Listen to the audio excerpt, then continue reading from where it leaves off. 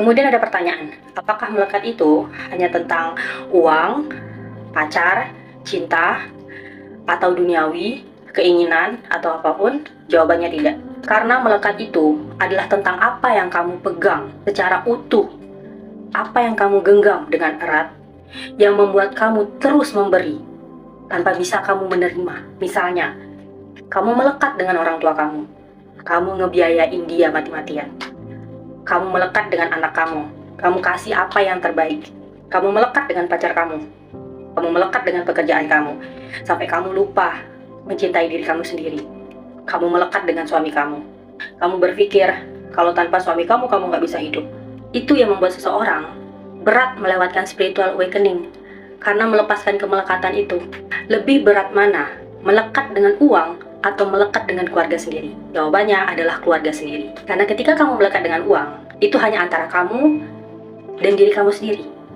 Antara kamu dengan uang itu, kamu masih bisa survive. Kamu masih bisa bertahan, walaupun hanya pas-pasan.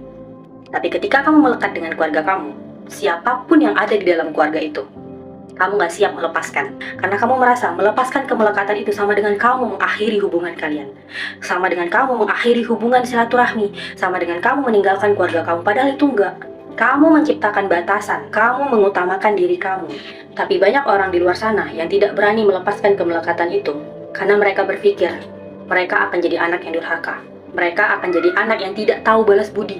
Mereka akan jadi anak yang tidak tahu terima kasih, tidak tahu bersyukur. Padahal itu adalah hal yang paling sering terjadi ketika seseorang berat melewatkan malam gelap jiwa atau dark night of the soul.